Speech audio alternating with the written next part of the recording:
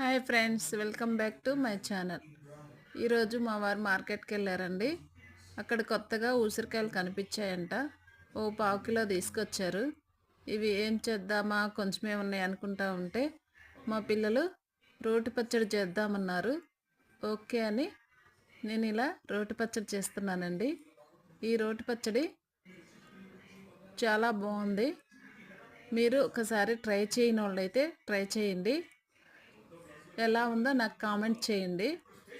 ఇది బాగా ఇలా నూరేసుకొని కొంచెం తాలింపు వేసుకుంటే చాలా టేస్ట్ అయిన ఈ ఉసిరికాయ రోటి పచ్చడి చాలా బాగుంటుందండి.